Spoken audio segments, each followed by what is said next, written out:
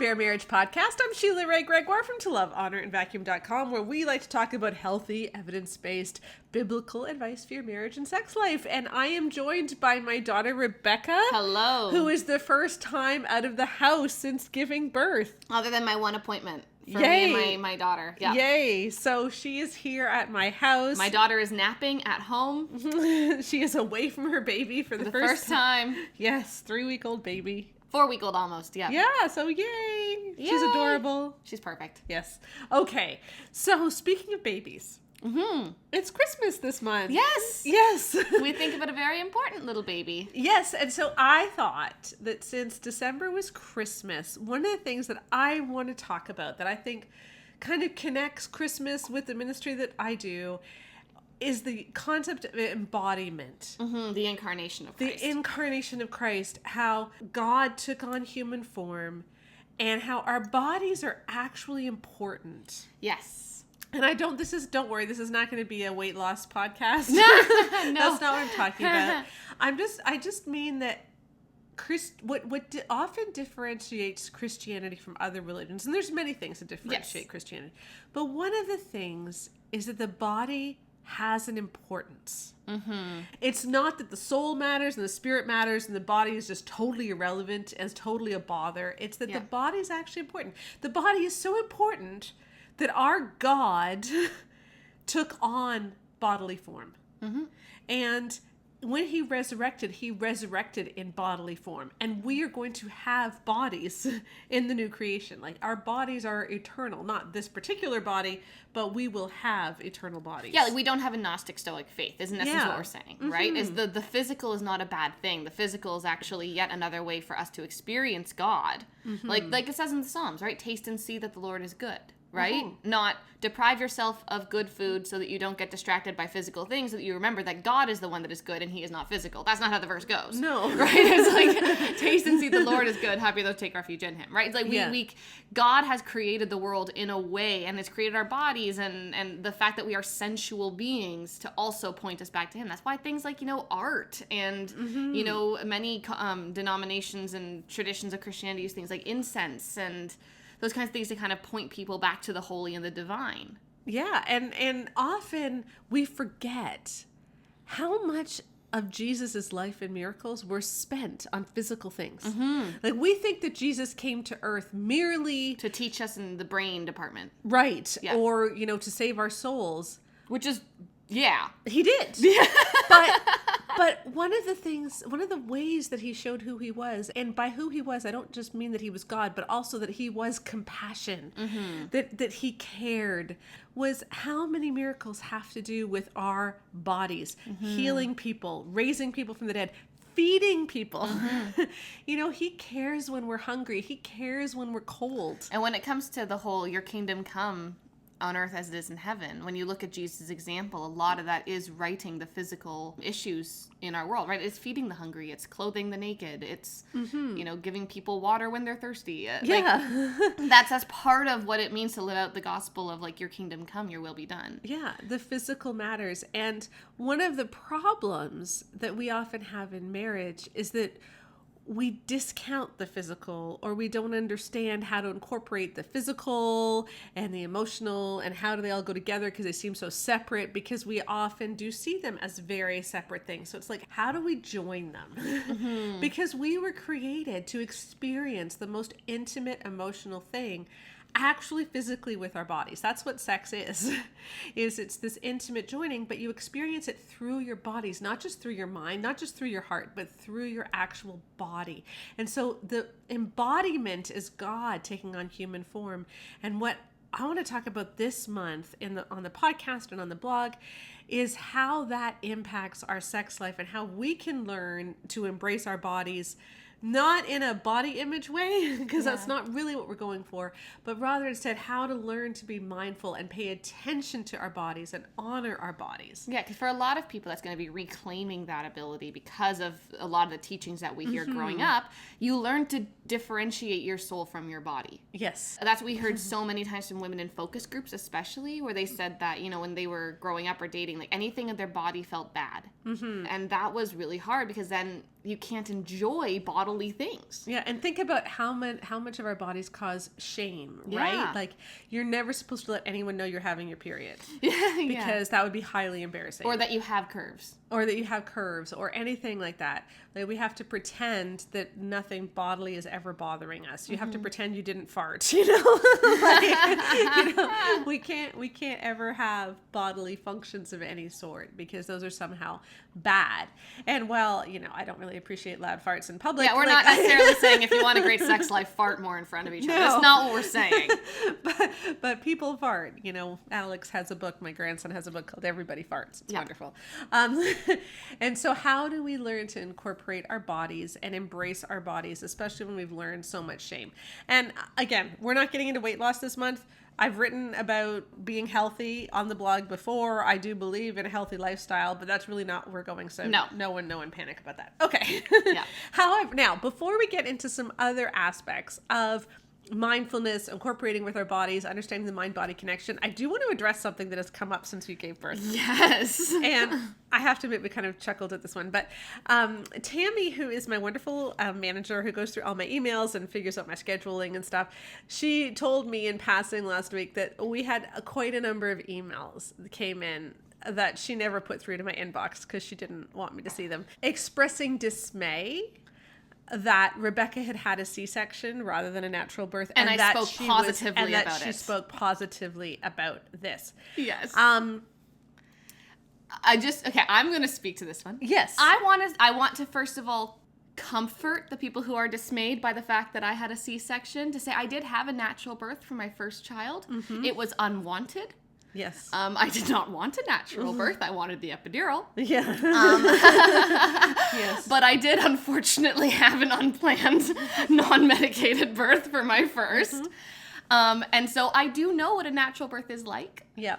It's also why I got the epidural the second time. Yeah. I just want to say, the fact that people are mad that I had a life-saving C-section, mm-hmm. and I spoke positively about that, mm-hmm. is quite... that's just a problem. That's just a problem. So for people who don't understand, my daughter's heart rate was not doing good. No, it was very bad. Doctors were not looking happy, and blood was where it was not supposed to be. Yes, I had tons of blood in my urine, and I actually had a uterine rupture. Yes. And so for anyone who knows anything about natural deliveries, mm-hmm. if I had not had access to a C-section, I would have died. And the baby would have died. And the baby would have died as well, actually. So yeah, and Connor would have been a single father. Yeah, to Alex. Alex, yeah. Mm-hmm. And so it is fine to enjoy, to have had positive experiences yourself. Mm-hmm. But 100 years ago, I would be dead. Yes. And my baby would be dead. And so if you had an experience where you didn't have a life-threatening delivery, mm-hmm. where you and your child were never going to not exist anymore without mm-hmm. medical intervention, maybe you just be really grateful that you got to have the natural birth you wanted. And then you just kind of let people who would have died otherwise also be really, really thrilled that they didn't. Yeah. So just saying, if you expect us to kind of not be thrilled with the C-section, I loved it. I will be very vocal about that, because so many women I know have had to have emergency C-sections and were super traumatized by it because no one talks about it. Yeah. Because it's just only ever a traumatic experience. I'm like, hey, here's my experience. Yeah. It doesn't have to be traumatic. And I have to tell you, we were not scared of C-section. My husband's a pediatrician. Our entire life has been, pager goes off. Oh, I'll be back in 20 minutes. There's a C-section. Oh, there's just a C-section. I was like, okay, we'll see. And then he comes back. How was baby? Fine. It was fine. Was it a girl or a boy? Yes. The APGAR score was 9. The APGAR score, it was a 9 on the APGAR. He wouldn't actually ever say that. I'm just making a joke.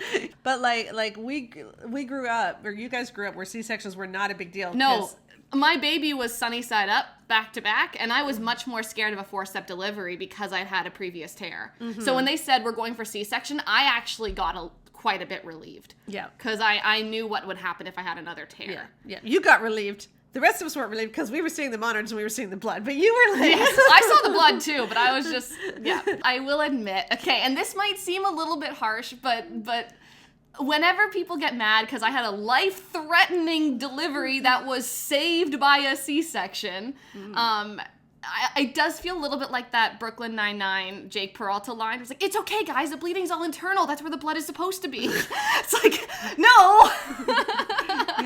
Sometimes things need medical intervention. Yeah. And that's a good blessing from God that we have access to that, okay? Yes. Again, if you want to do something different and it works out for you, good for you. I'm just really, really glad that I didn't have to die because my uterus tore.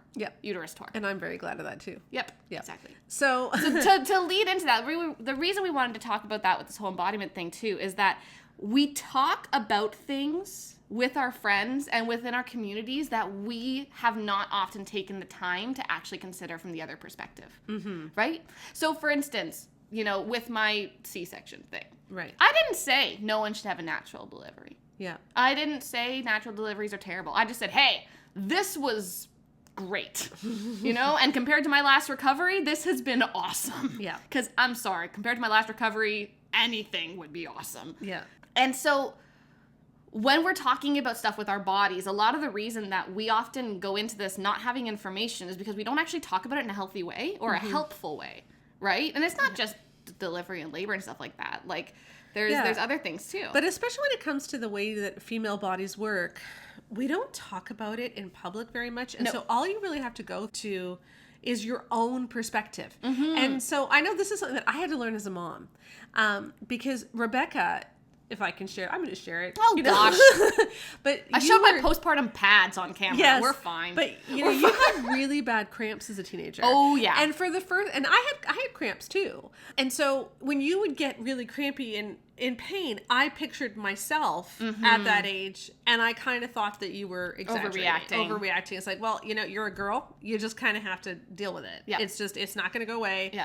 And then one month, I vomited 4 times and then passed out. And I'm like, I never did that. This might be something different. Yeah, and you found me passed out on the bathroom floor. Yeah. And, we took you to a doctor and dealt with it. And you were 50, so it's not like this went on for years and years and years. But no. But that was something where I needed to wake up as a mother, and I've heard so many women say that my mom didn't realize how much I was hurting. Mm-hmm. And sometimes doctors don't realize how much you're hurting. And a lot of research has actually shown that female doctors aren't always better at this. No. My husband had a colleague in med school who went into gynecology, and he gave everyone massive painkillers for cramps because he's like, I don't know what they feel like. The way these women are describing it, it's terrible. And so, not like oxycodone or something, but he took it all really seriously, whereas a lot of his female colleagues didn't, because they just dealt with it because they had to, and theirs weren't that bad. And most medical residents work until 9 months, they do call all night. I don't honestly know physically how they do it. Yeah. I really don't. But that's one of the reasons. And if you look at the medical journals, it shows that female doctors in many cases are better, but they're not always. Yeah. And in fact, if female doctors haven't been through what you've been through, they often assume, well, you're exaggerating or whatever. Mm-hmm. And some of the worst things I've heard this about is vaginismus. Yeah. Which is why if you do have any issues that you're seeing a doctor about, it's you can advocate for yourself. Yeah. Yeah. If they're not taking you seriously, if you're saying, no, this is not normal, and they're like, oh no, everybody goes through this, just take it. It's like, well, you could say, I don't know. Well, for example, I went to multiple gynecologists in Ottawa because of my pain. Mm-hmm. And the only thing they would ever tell me is just get an IUD or go on hormonal birth control, neither of which I was willing to do. And no one did anything. And then when I was finally pregnant and I started getting ultrasounds, what do you know? They found the problems. Yeah. But I was seeing people for 2.5 years and no one referred me to a single ultrasound clinic. Mm-hmm. So, and I wish that I had known that, because I would have just pushed to get an ultrasound and it would have been a very easy fix, actually. Yeah. So. Yeah. And I had one of our friends had a teenage daughter who had horrible horrible ovarian cysts at the age of 16, and she had to have them removed.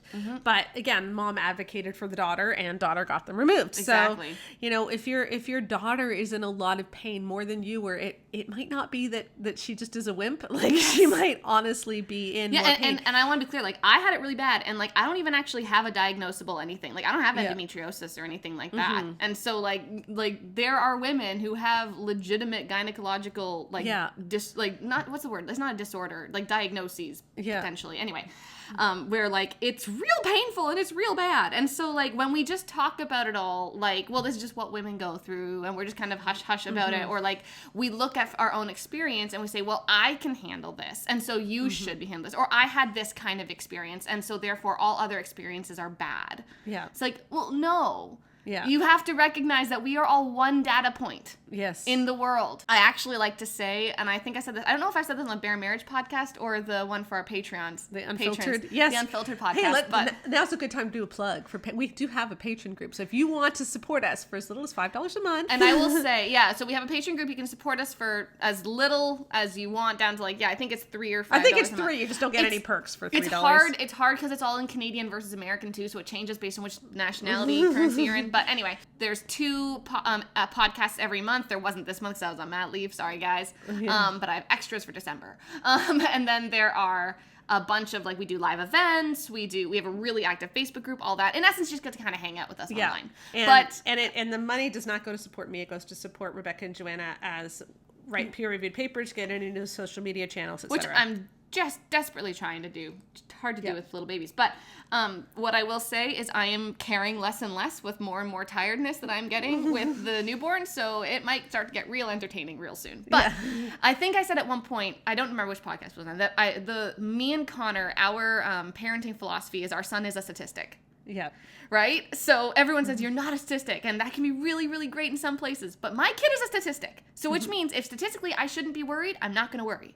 But it also means that my child is not unique. Yeah. In many things, right? Oh, so he is having this particular thing happen. Okay, I probably need to deal with that because most of the time, if X happens, Y happens down the road. Right? So my child is a statistic. I'm going to treat him like the most likely option. We often look at ourselves and we don't think that we're a statistic. We think that we're the exception. This is why when you ask a room of people how attractive they think they are, the room's average goes up to 6.7, where it should be 5. Yes. Right? Because we all think we're not very good at self-analyzing, right? And so when it comes to things like what our experience was, you have to remember you are a data point. You are not the data set. Yes. Right? So I had this kind of delivery and it was great. And so everyone should have this kind of delivery. Or it only took me 4 weeks to recover and then sex was back to normal. Yep. So you really should be. You know, I didn't find birth traumatizing, and so you need to recognize that it's a beautiful natural thing. You know, it's like, no, you are a data point. I didn't experience postpartum depression, so you just need to get over it. You just need to think about the positives more. It's like, exactly. Like there's all these things. You are a point on the data set. You are not the data set. And I think that's been really helpful for me as I'm working through a lot of stuff with my job too, because when we were writing the Orgasm course, for instance, like I just looked at all the research. Yeah, we were really scared we were going to base it on ourselves. No, we were like terrified. We were like, no. Here's the course on how Sheila reaches orgasm. No, we're not doing that.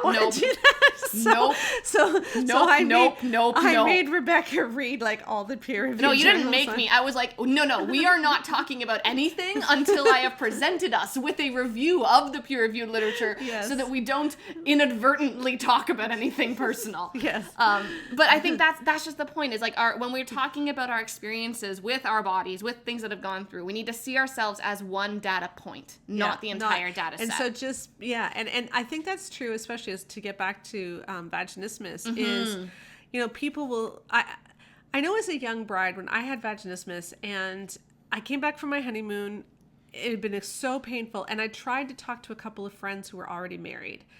And they all said, oh, yeah, the pain goes away. It's not a big deal. And it's like, but it was a big deal for me. And people really blew me off. Now, we were young. It was the early 90s. I'm not upset at them or anything like that. I didn't know who to ask at the time. And it eventually worked its way out, whatever. Now I say, please see a pelvic floor physiotherapist. Yeah, and it shouldn't hurt. It shouldn't hurt. Even the first time. And please see a pelvic floor physiotherapist. And in the upcoming books, The Good Girl's Guide to Great Sex, totally revamped, and The Good Guy's Guide to Great Sex, both coming out in March. We have in the appendix chapters on the honeymoon and how to approach the honeymoon so that it is less likely that these things will happen. But, you know, we often don't talk about sexual pain, and we assume that because we may have had a little bit of discomfort and then we got over it, that everybody will.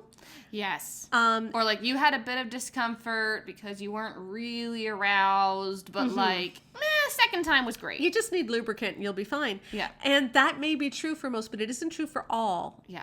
And if you're someone who is experiencing pain and you've never heard of anybody else going through this, which is true. Most people who experience vaginismus have never heard of anybody else going through it, even though we found that 22.6% of women reported experiencing it, 7% to the point that penetration is impossible, and yet we never talk about it. Yeah, which is one of the things we're trying to change. Right.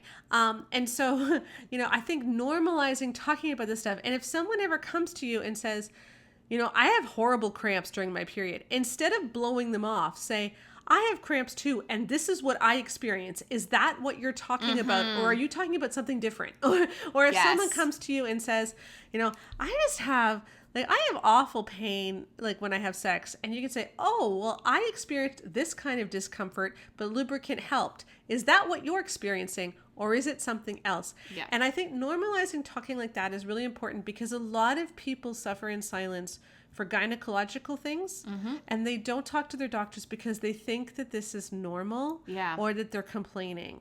And especially things like endometriosis, which is such a painful condition of the uterus, like it's much more treatable if you deal with it early. And if you let it go too long, it can actually cause fertility issues. It can cause, like, you might need a hysterectomy. Like it is very serious, but it's better if you deal with it early. But a lot of people don't deal with it early because they try to suck it up. Yeah.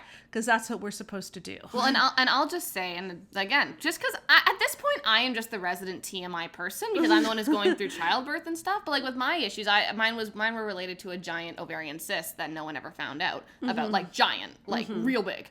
Like they were gonna have to look at it after the baby was born if it didn't go away, kind of thing. Baby squeezed it and it disappeared. But the minute I started having periods after my son, when the cyst was gone, because my son burst it while I was pregnant, I experienced what most people experience cramps as.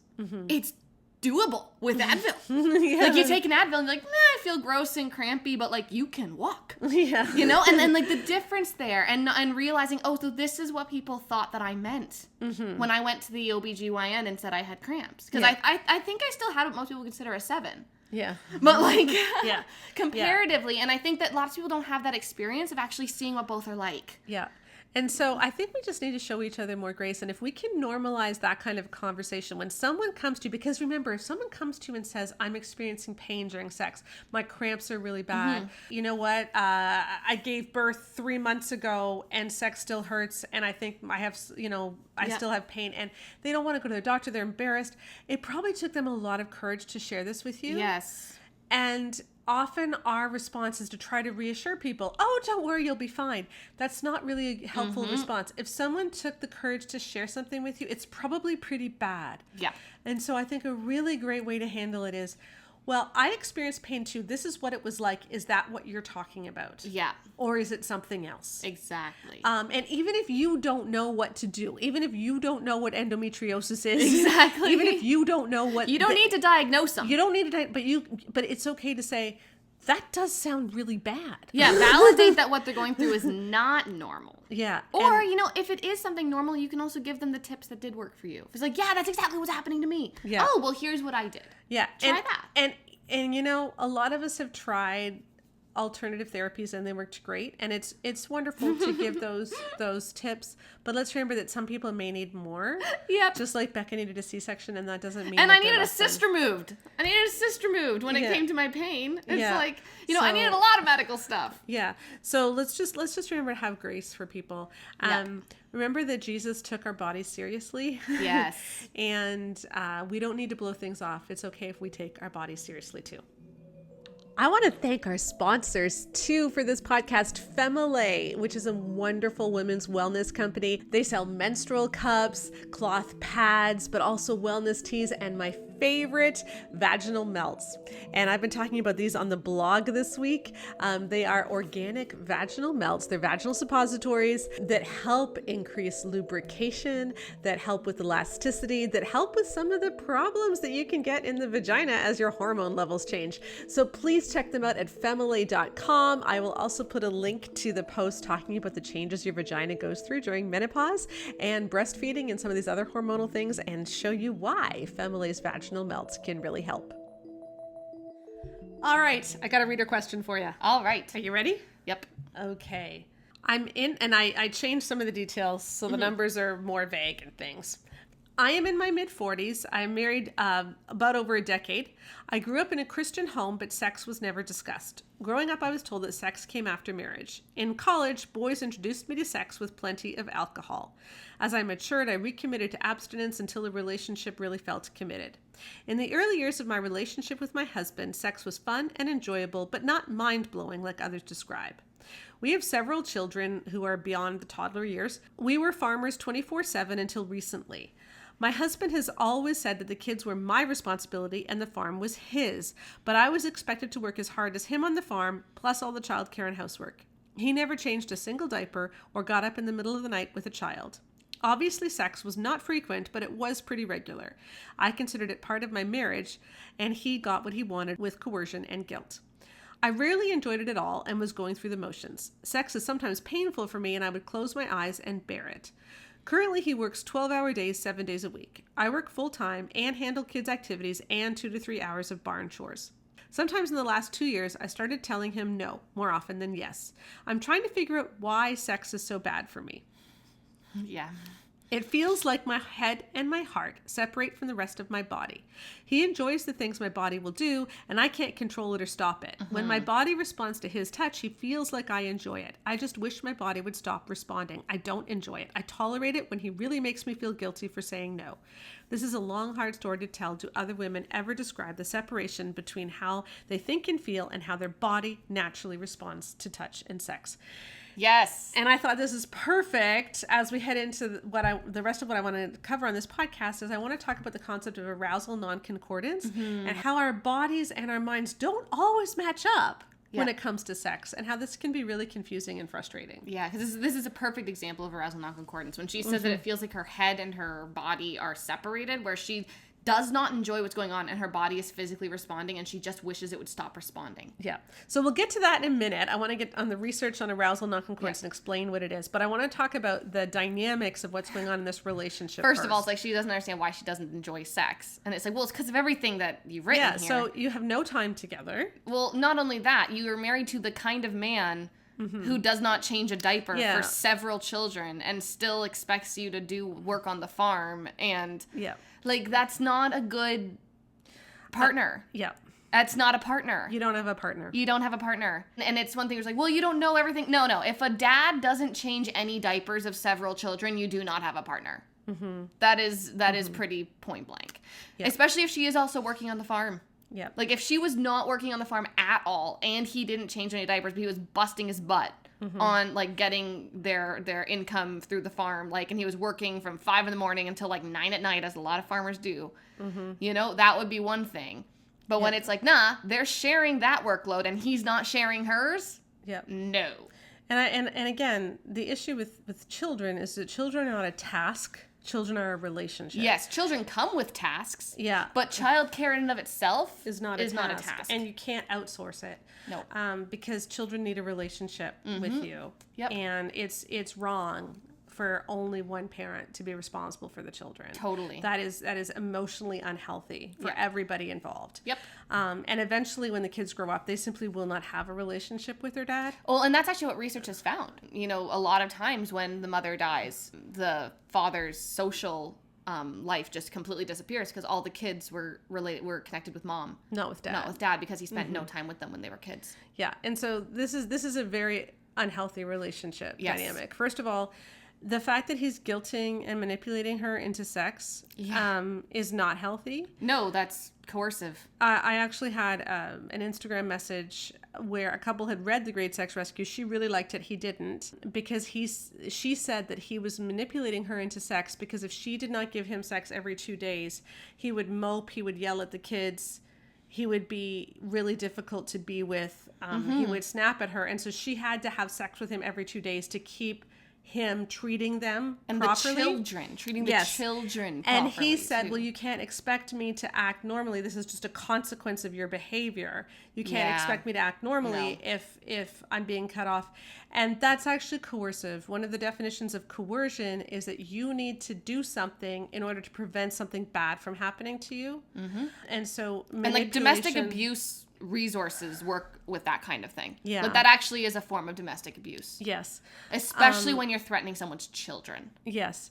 So, if he's short with the kids, if he yells at the kids, all that stuff, if he doesn't get sex every 2 days, that's not okay. Yeah, because often it also makes the woman feel even more, in essence, just trapped. Yeah. Because your kids are totally defenseless. Yeah. It's just horrible. And she was going to see a church counselor about this, and I advised that wasn't a good idea. Yeah. Because chances are the church counselor might side with agree with love and respect or something. And so please see a licensed counselor. I'm not saying all church counselors are bad. They're really not. The problem is I've heard too many horror stories that I just can't recommend it anymore. Exactly. If you have a way of telling whether your church counselor is good or not, then that's great. But I just as a blanket thing, don't recommend them anymore. But that is a form of manipulation. And so here he is, he's manipulating her. He's making her feel guilty if she doesn't have sex. She feels completely disconnected to him because they don't spend any time together. He hasn't shown any care for her emotionally whatsoever. He's disconnected from the kids, and yet he wants sex. Yep. And then she's feeling like sex is empty. And even though her body is responding, she feels used. Yep. I mean, she feels betrayed by her body, it sounds like. Right, and she feels betrayed by her body. And this is what arousal non-concordance is. And I just want to say to her, it is okay. Or everybody needs to hear this. If your relationship is absolutely a mess, it is okay to say, hey, I am feeling used here. We're going into a really bad path. And if things keep going in this direction, things are going to self-destruct. And so we need to get on a better path now, and we need to deal with this. Yes. And if something is not sustainable in the long run, then stop it as soon as possible. Yes. If he's working 12-hour days, 7 days a week, that is not sustainable in the long run. If this is a temporary thing, we're doing this for 6 more months until we sell. Yeah. Or that's fine. If your husband's an accountant and every year, that March and April are a total write-off. Or if he's about to study for the bar exam. Yeah. Or she's about to study for the bar exam. Exactly. Or if, whatever it might be. And so for the next few months, life is going to be awful. Or, maybe she has a new job where for the first 2 years it's terrible. But then it's going to be real cushy for afterwards. Yeah. That's one thing. Yeah. But if this is just constant and there is no end in sight, it is better to deal with it now and say, I am not prepared to live like this for the rest of my life. Exactly. Rather than 5 years in the future when you're even more burnt out. Yeah, because it isn't going to get better. It is not going to get better. If it's not sustainable now, it's not going to be sustainable in 5 years either. Nope. And so deal with it before you get burned out. Yeah, and I think what I want to say too is this woman seems to think that she's the problem, that her head can't get in the game. I want to know why I don't enjoy sex. What's wrong? Why can't I figure this out? And as women, we know that our sex drive is mainly in our head, right? There's lots of research that shows that for women, much more than for men, our sex drive is very cognitive. And there's a reason for that.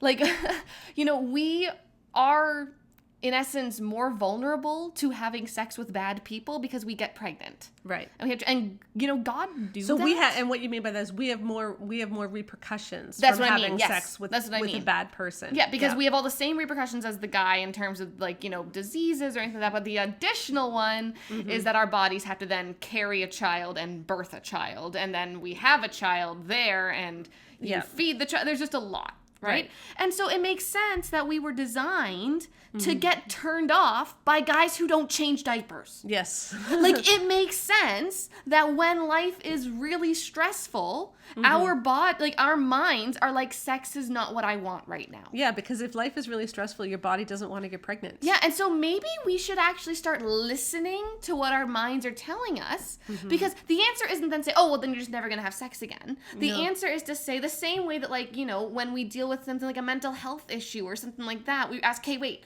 why am I experiencing this anxiety? And is there something that we can do to help? Right? Like, whether it's learning different coping skills, whether it's changing your environment, whether it's getting on medication, whatever it is, when we're experiencing a super low libido drop, you know, like, or just sudden drop in libido, or just a low libido, maybe we ask, is there a reason why my brain doesn't want to do this? And we actually work through this in the Boost Your Libido course. We go through this quite a bit, and we're revamping it right now. And I think it's going to be out in January. Probably January, but I'm working on it right now. We're adding in a bunch of new research and everything. But that's the question we have to ask, is seeing our libido as the canary in the coal mine versus the problem. Yes. Right? Because you were not designed to want to have sex with someone who would not help you raise a child. Like, that's just it. Yeah. And this probably has a lot of marriage issues that need to be dealt with. The sex is not the main issue here. No. The main issue here is marriage issues. And I will say it again. We have said it so many times, but I will say it again. One of the big things that I have taught differently since we did the research for the Great Sex Rescue is that sexlessness is not primarily caused by women giving up on sex. What we found is that in the majority of sexless marriages, at least 2 of these 5 things are present. She rarely orgasms. They don't feel emotionally connected during sex. They have low marital satisfaction. There's porn use involved, or there's some sort of sexual dysfunction. And so I'm going to be honest. At least 2. And when we're looking at this woman's story, I'm going to be honest, we see 2 of them already. Low marital satisfaction. And they're not feeling emotionally connected during sex. And there's times where she says she feels pain, which is sexual dysfunction as well. So 3. So there you go. It's just, and it's something where when we look at scripture over and over again, we get the message, do not be mocked. God cannot be mocked. A man reaps what he sows. Right? And that has to do with every aspect of our lives. Yeah. Like, you cannot mistreat someone, emotionally abandon them, take advantage of them, manipulate them, coerce them, you know, in essence, emotionally abuse them for years and not expect to have repercussions for that. That is just not how God designed the world.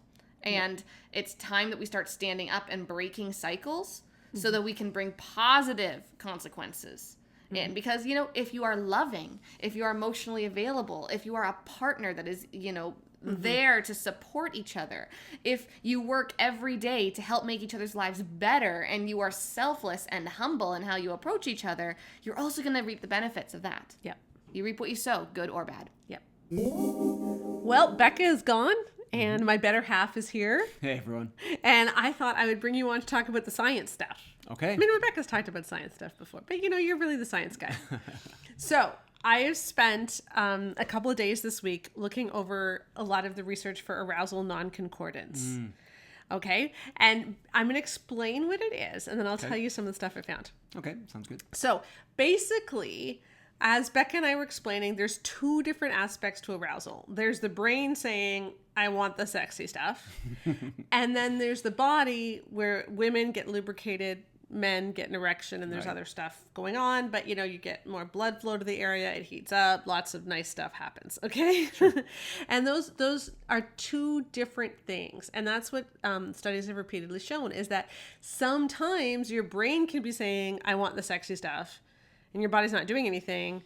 Or your body can be getting all ramped up, but your brain's like, yeah, you know, whatever. Well, we've talked about, like, involuntary erections before for guys. Like, it's not always something that's going on in your brain, right? If you're being stimulated in that area. Right. That kind of stuff, right? Like with a massage or something like that. Kind of. Yeah, exactly. Then things can start to work even if you're not thinking about sexy stuff. And so I just want to share some of the research in this because it's actually quite interesting and can get into some of the issues that I think people have. I wrote a blog post about this yesterday, so we go into a lot more detail on the blog. So if you haven't seen it, I will put a link to it. It's really important.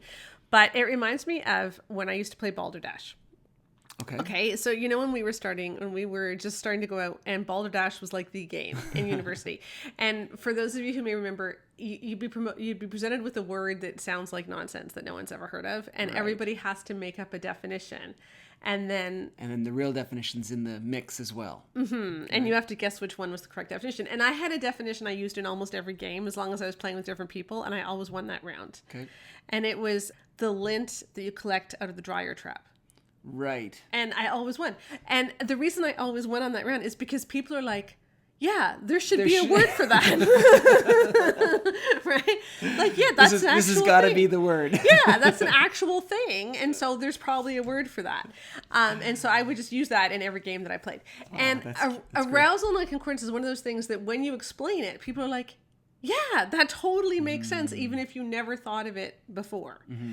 And it's like, and so a lot of people can experience this where you really want sex, but your body isn't doing anything. Yeah. Or your body's doing something and you're just like, no, that doesn't really turn me on at all. Like the classic example, a sad example, is when 12-year-old sees porn for the first time. Mm. Right? And they get they get an erection or they get lubricate, like, they feel all the sexy feelings, but they're absolutely horrified. Mm. In fact, in many cases, it's actually a trauma. They experience trauma, but their body has responded. And so they think, well, therefore, I must like this. Right. When really it's just that their body is responding. Mm-hmm. And so, there's stories of women who've been assaulted. Yes. Having physiologic changes in their body and therefore thinking that at some level they must have wanted it. Yeah, and men too. And boys too. Yeah, mm-hmm. and that's what you're talking about. That doesn't mean you wanted it. It just meant your body was responding to stimulation rather than that means that you actually mentally wanted this or you gave your consent or anything. Right, exactly. So just because you became aroused, even just because you orgasm doesn't mean you consented. Mm-hmm. Right? Orgasm does not equal consent. And so you might have said no. You might have not wanted it at all and made that very clear, but then someone might have done something to you and your body reacted and then you feel guilty about it because you think, well, I guess I consented after all. Yeah, I think it's a good topic you're talking about because I don't think everyone knows about that. Mm-hmm. I think I first learned about it watching Special Victims Unit, Law and Order. Yes. They deal with this stuff so well. I remember the first time Mariska Hargitay, yay! Yeah. The first time I ever heard of it was in Nagoski's book. Come As You Are. Yes. Yeah, that's where I first heard of this. Mm-hmm. So let me share with you some of the results from these surveys or from these studies. So I looked at 3 different long articles, and all of them are linked in yesterday's post. The first one was a big meta-analysis from 2010, and the other articles all referred to that meta-analysis. The other articles are more recent, but the meta-analysis was like this huge thing that was done in 2010. And what they found was that in multiple studies, women reported way more sexual arousal non-concordance than men did. So both genders experienced arousal non-concordance, but women experienced it way more. Okay. And so they were theorizing this could have been due to all kinds of different things, and one of them might be maybe we're just measuring women's arousal wrong with all those probes and disgusting thermal cameras, right? Or maybe women are just more embarrassed of admitting that they're aroused or whatever. And so they tried to control for all these different variables, and they found that no matter how much they controlled for things, women still had more arousal non-concordance. Okay. And so it just seems like this is more common among women.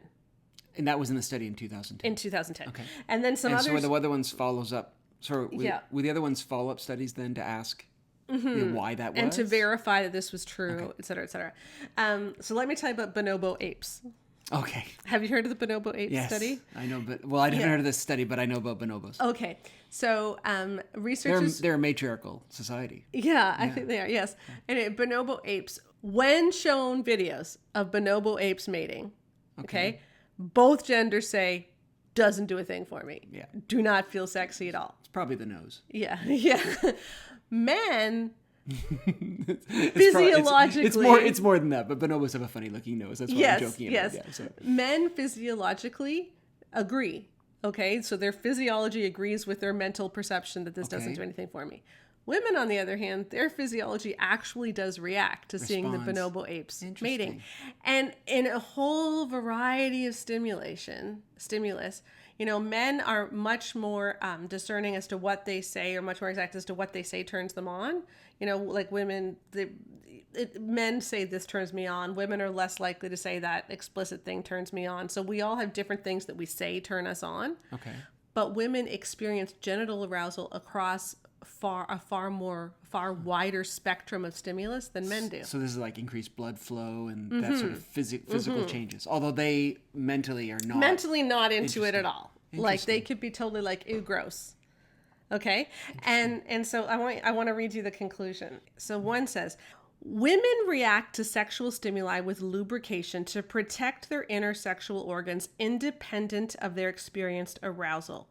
Due to the specific anatomy and social influences, men learn to better align their experienced sexual arousal with their physiological reaction. Women, on the other hand, learn early on not to trust their bodily reactions, as they are often in contrast to social expectations. So basically what it's saying is two things. First of all, women tend to become aroused, like lubricant, physiologically, whenever there's sexual stimulus, because women are more vulnerable to sexual assault. And so it protects your inner sexual organs for you to be lubricated. So like if there's sexual stimulus, women are more likely to become aroused. Okay? Men don't have that to the same extent. But also because of different sexual expectations and social expectations, women are less likely to agree that they are aroused than men, because they're taught that certain things aren't supposed to be arousing. Okay. So women just have this higher degree of non-concordance. And then when they've looked at this in more detail, like why isn't there a female Viagra, for instance, right? Because there's a male Viagra, you can take a pill and everything works great. So you got all of these women who aren't able to reach orgasm, who have a really hard time boosting their libido, etc. And so why isn't there a pill? And when this other study that was just out in August, I think, when it looked at all of these things, what they concluded is that the reason there's not a pill is because it's not a physiological thing. And actually, should we even consider women's physiological reaction, involuntary physiological reaction, even part of sexual arousal? Because in so many cases, it's so unrelated to what they say they're feeling. Interesting, yeah. Well, I mean, this is kind of the mentality we've known for a while, that sex for women is much more multifaceted than it is for men. If things are going on in your head or you're worried about things, guys will often turn to sex as a stress reliever, to like, I'm stressed, so therefore I'm going to have sex. Whereas women, very much, because they're stressed, they're not interested in sex. So men and women are different in that way, I think. So. Yeah. Now, that doesn't mean that women there aren't certain things that turn women on. And we should be paying attention when women say, hey, that really turns me on. Like, you should pay attention, and go with that. But I know the big problem that women have is that they want to be turned on and they find it difficult to be turned on. So this month, we're also going to talk about a potential solution, and we'll keep coming back to this on the blog. In fact, we talked about this a lot in the Good Girl's Guide to Great Sex, the revamped one that's coming out in March. And I talk about this all the time on every girl talk, my sex talk that I give in churches. This is the one big thing I talk about, okay? But it's the concept of mindfulness and paying attention to your body. Because, if we can pay attention to our physiological responses when we are in the mood for, like, when we want to be in the mood for sex, we can usually get both of these things going at the same time. But we have to learn how to pay attention. And so there was another great study out, a really new one on mindfulness and sex. Okay. And mindfulness is sort of a funny thing because it isn't only paying attention to your body. Like, we think of mindfulness as like trying to get rid of all the distractions and just concentrate on what's going on. That is very important. But it's concentrating in a specific way. So when you concentrate, it's concentrating in a way that you're not being judgmental of yourself. Yeah. I mean, what I've always thought mindfulness is it's being aware And if you're aware, you can't be judging and sorting and categorizing. Like the point is just to experience. Like you recognize what's going on and you're open to what is happening. You're not prohibiting anything from being inside your space. You're just finding what's out there. You know what I mean? Like that's kind of what I've always thought mindfulness was. Yeah, exactly. So you're just letting yourself experience. But the problem is, as soon as we let judgment things come in, we're no longer just being mindful. And this is what we often get into with sex, right? Is, oh, I really should be more turned on than I am now. You know, why haven't I reached orgasm yet? I'm taking too long. Women are very analytical, whereas guys are just enjoying the moment. Right. And as soon as you become analytical. Typically. Yeah. As soon as you become analytical, everything stops working. And so what they found is that when people are able to practice mindfulness during sex, orgasm is way more likely for the person who is, you know, for the person who wants to orgasm, but also for your partner. For your spouse. Oh, okay. You know, and now men don't tend to have a really hard time orgasming. You've talked about the orgasm gap. Yeah, before, right? Men, unless erectile dysfunction is involved, like 95% of men orgasm in a sexual encounter, so that doesn't tend to be a problem. For women, the equivalent number is only 48. But when men practice mindfulness and just pay attention to what's going on and pay attention to what their wife is feeling, then there's way more likely that she's going to orgasm too. And that doesn't mean judging things. That's not saying why is she taking so long, but like paying attention to her breathing, paying attention to her body, just paying attention to her. Yeah. Instead of saying, you know, instead of having an issue of what's happening, why, it's what's happening and then kind of learning to go with it and sort of experiencing that together. Yeah. Does that make sense? Yeah. So here, I'll just read you the conclusions of this article, and I will link to this study as well. This is a little bit long, but this is good. This is good stuff. So I want to read these conclusions. All right. Both partners completed a measure of sexual mindfulness to assess awareness during sexual experiences, e.g., I pay attention to my emotions during sex, and non-judgment during sexual experiences, e.g., during sex, I sometimes get distracted by evaluating myself or my partner. So evaluating, very bad. Don't do that. Don't evaluate. Okay. When the researchers analyzed the results, they found convincing evidence that mindfulness was related to improvements in sexual well-being among both wives and husbands. And what was interesting about this is I have such a hard time finding studies like this. It was only of husbands and wives. So many studies are like of couples in general, but they wanted to to control for like commitment and relationship instability. So anyway, I just thought that was neat. So it was just husbands and wives. Among both husbands and wives, greater awareness and non-judgment during sexual activity was associated with greater relationship flourishing, sexual harmony, and orgasm consistency. The authors theorized that mindfulness supports relationship flourishing since the mindset encourages a more regulated response to events that may happen during sex compared to a reactive one. So instead of like reacting and getting upset and analytical, you're just simply experiencing it and letting things happen as they happen. And responding, but then also being like sort of, that's what mindfulness is, right? So increased awareness and open discussions about sex can promote meaning and connection within a relationship. And mindfulness promotes greater sexual harmony by encouraging people away from goal-driven sex towards sex that is intentional and in the moment. And that's what's so hard, because like I want people to aim for orgasm, and we talk about this in the orgasm course too, but it is so much better to actually just be in the moment and let yourself experience, because that's when orgasm happens. Yeah. It's such a tricky thing. You know, it's such a tricky thing. But I know for a lot of women who are just struggling and saying, I can't, you know, I want to be aroused, I want to be turned on, but it's just not happening. Mindfulness is the solution. And so we talk about this a lot in the orgasm course. So there is a solution for people with arousal non-concordance in your marriage. So, you know, are you saying, Sheila, I guess then that it's kind of like, instead of, if you're a woman who's struggling with not orgasming, instead of saying, am I there yet? Am I there yet? Am I there yet? That kind of mentality, just enjoying what is happening is going to help? Is that what you're saying? Yeah, exactly. And saying, okay, what wants to be touched right now? Right. That's the big thing. Yeah. Oh, that's a good, so you're listening to your body. And you're saying and that's, and not in an analytical like way, but like, okay, like what is actually like, where is it feeling good right now? And when you start asking that question, that's when you start noticing those physiological responses that you're having that you may not even have been aware of. And you're like, oh, something wants to be touched. And then you can tell him and he can. Well, and I think there's an opportunity for guys here too, because, you know, the male physiologic part of sex is much more automatic, right? So there's a real opportunity here for guys to practice mindfulness in the sense of just being aware of what's going on in your wife and just listening to her body, you know, and how she reacts to you, her breathing, what she's saying, how she's moving, things like that. And that could probably make the experience better for her if you're more mindful of what's going on.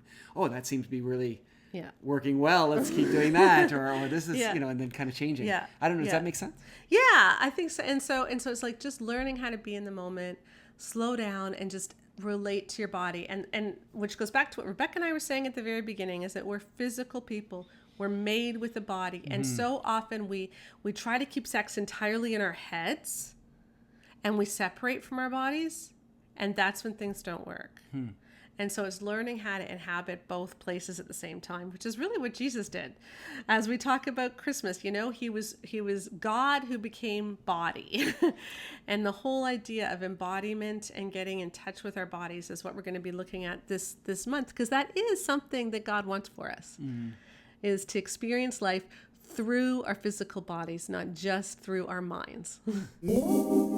Okay, I always share something at the end of a podcast, and I have two big things to share. Instead of reading a new review, we got a note from our publisher this week saying that we're in our 5th printing, and the book has been selling really consistently since it released. And what that means is, like, books often get a real jump right as they're released, and then they just fall right off. And Great Sex Rescue has been doing great ever since, and it's just building. And I think one of the reasons is things like this note that I got here.